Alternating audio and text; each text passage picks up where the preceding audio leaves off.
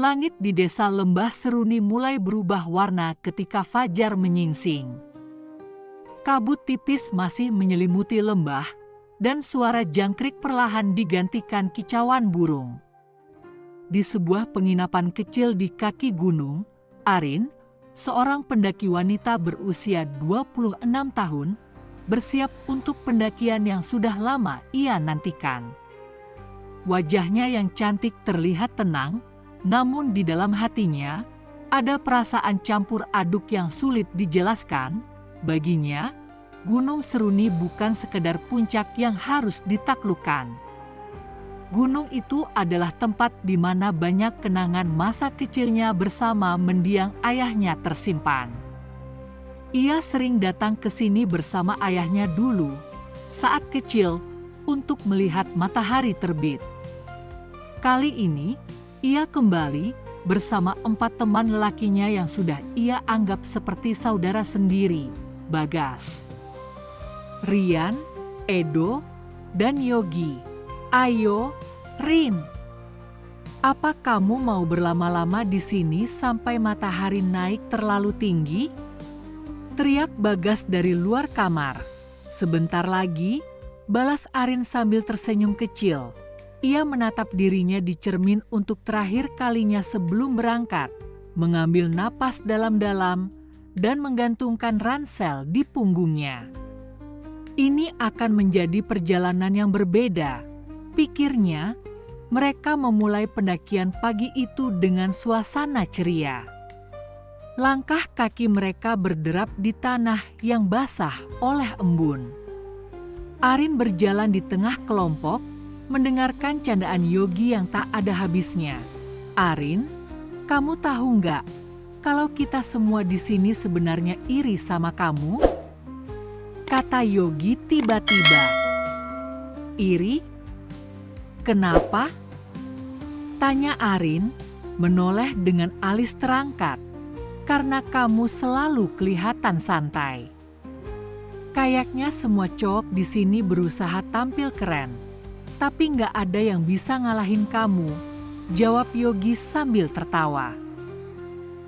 Semua ikut tertawa, termasuk Arin. Namun di balik senyum dan tawa itu, ia merasakan sesuatu yang hangat. Ia tahu, teman-temannya ini adalah orang-orang yang selalu mendukungnya. Apapun yang terjadi, mereka melewati jalur berbatu, menyeberangi aliran sungai kecil, dan mendaki lereng yang curam. Setiap langkah terasa melelahkan, tapi keindahan alam di sekitar mereka membuat semuanya terasa sepadan. Sebentar lagi sampai di pos terakhir sebelum puncak, kata Rian yang memimpin kelompok. Bagus, aku sudah mulai lapar, tambah Edo sambil mengusap perutnya. Mereka tiba di puncak Gunung Seruni saat matahari mulai tenggelam di ufuk barat. Langit berwarna jingga keemasan, memancarkan cahaya yang memantul di atas awan.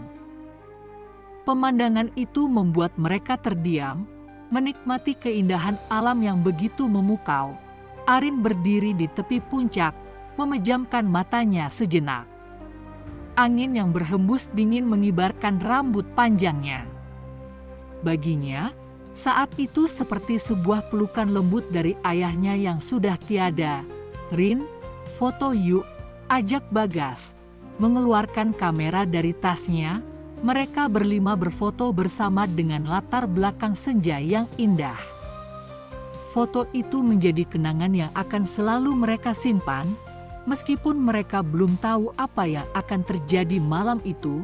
Ketika malam mulai turun, mereka memutuskan untuk mendirikan tenda dan mempersiapkan diri untuk bermalam. Namun, saat Edo membuka ranselnya, wajahnya langsung berubah pucat. "Guys, tenda kita mana?" tanyanya dengan nada panik. Semua berhenti sejenak, saling memandang dengan bingung. Bagas, yang biasanya paling bertanggung jawab soal perlengkapan, langsung memeriksa ranselnya. "Jangan bilang itu ketinggalan di base camp," kata Bagas akhirnya, wajahnya penuh rasa bersalah. Rian menghela napas panjang, menepuk dahinya. Serius, nih? Kita cuma bawa satu tenda kecil? Mereka memeriksa ulang barang bawaan, dan benar saja, hanya ada satu tenda darurat yang sebenarnya hanya cukup untuk 2 orang. Arin, yang sejak tadi diam, akhirnya angkat bicara. Nggak apa-apa, kita bisa pakai tenda itu. Kita cuma perlu lebih kreatif. Lebih kreatif gimana, Rin? Ini gunung, bukan hotel, jawab Yogi sambil tertawa kecil, meski jelas terlihat ia mulai menggigil karena dingin. Kalau nggak ada pilihan lain, kita semua tidur di satu tenda, ujar Arin tegas. Malam itu, mereka berlima masuk ke dalam tenda kecil yang sempit. Suasananya canggung pada awalnya. Mereka berusaha mengatur posisi agar semua bisa tidur, meski sulit untuk merasa nyaman. Arin berada di tengah, diapit oleh Bagas dan Rian, sementara Edo dan Yogi berada di sisi luar. Tubuh mereka hampir bersentuhan, dan nafas hangat mereka menjadi satu-satunya sumber kehangatan di tengah dinginnya angin malam. Arin, bisik Rian, suaranya hampir tak terdengar. HM, terima kasih. Udah ngajak kami ke sini. Aku tahu ini penting buat kamu. Dan aku juga tahu, kita sering bikin kamu repot. Katanya, nadanya tulus. Arin tersenyum meski tak bisa melihat wajahnya. Kalian gak bikin aku repot. Kalian bikin hidupku lebih berarti. Malam itu, mereka saling berbicara dengan cara yang berbeda, lebih jujur, lebih emosional.